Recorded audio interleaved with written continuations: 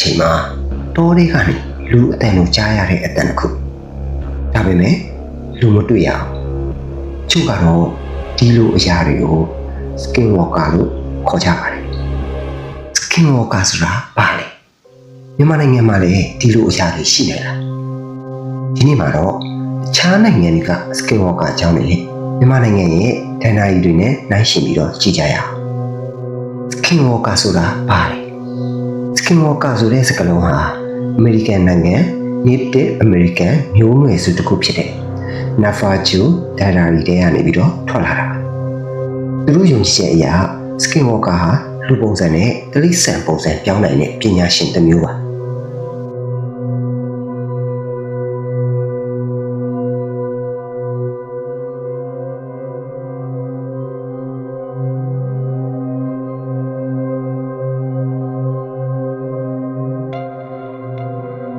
skinwalker တွေကိုတွေ့တယ်လို့ပြောတဲ့နေရာ အမေရိကန်နိုင်ငံ Utah မှာရှိတဲ့ Skinwalker Ranch ဆိုတဲ့နေရာမှာလူတွေဟာထူးဆန်းတဲ့တိရစ္ဆာန်တွေအရင်ကြီးတဲ့ဝင်ပလေးတွေလူပြောတဲ့အတန်တွေကြားခဲ့ရတယ်တွေ့ခဲ့ရတယ်လို့ပြောကြပါတယ် What the It's a naked man. Hello? Are you okay? Can we help you?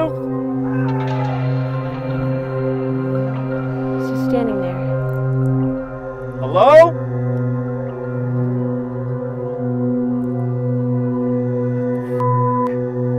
All we have to do is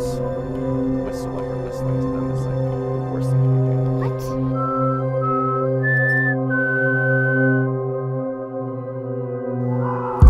Yo, Whoa, way to go. whoa, run, run, run, run, run! Go, go, go, go. ဂျပန်နိုင်ငံမှာရှိတဲ့ Skinwalker ပုံစံ Skinwalker လို့အရာတွေဟာနိုင်ငံတစ်ခုထဲမှာပဲရှိတာမဟုတ်ပါဘူးဂျပန်နိုင်ငံမှာလည်းရှိပါတယ်ဂျပန်ဒဏ္ဍာရီထဲမှာကစ်ဆူနဲဆိုတဲ့မြေခွေးဝိညာဉ်ရှိပါတယ်သူတို့ဟာလူပုံစံပြောင်းနိုင်တယ်လို့ယုံကြည်ကြပါတယ်ဥရောပဘက်က Skinwalker ဥရောပဒဏ္ဍာရီထဲမှာတော့လူကနေပြီးတော့ဝင်ပလီပုံစံပြောင်းလို့ရတဲ့ Skinwalker ဆိုတာရှိပါတယ်ဒါဆိုရင်မြန်မာနိုင်ငံမှာရော Skinwalker လို့အရာမျိုးတွေရှိတာမြန်မာဒဏ္ဍာရီထဲမှာလည်းအချို့အရာတွေဟာ Skinwalker နဲ့ဆင်တူပါတယ်မတစ်နောက်ဝင်စားမှုချို့လူတွေဟာနောက်ဝင်ပြီးတော့အတန်တို့အပြုတ်မှုကိုပြောင်းသွားတတ်ပါတယ်နံပါတ်2ကြားလူဒဏ္ဍာရီတောတောင်ဒေသတွေမှာလူကကြားပုံစံပြောင်းနိုင်နေဆိုတဲ့ဒဏ္ဍာရီကြီးလည်းရှိခဲ့ပါတယ်ဒီ Skinwalker ကိုသိပ္ပံပညာအရဘယ်လိုရှင်းပြထားလဲသိပ္ပံပညာရှင်တွေကတော့ဒီလို Skinwalker အကြောင်းတွေကိုလူတွေကြောက်ရွံ့မှုတောတွေကတိရစ္ဆာန်အတန်မျက်မှောက်အမှားတို့ကြောင့်ဖြစ်နိုင်တယ်လို့ပြောကြပါတယ်ဒါပေမဲ့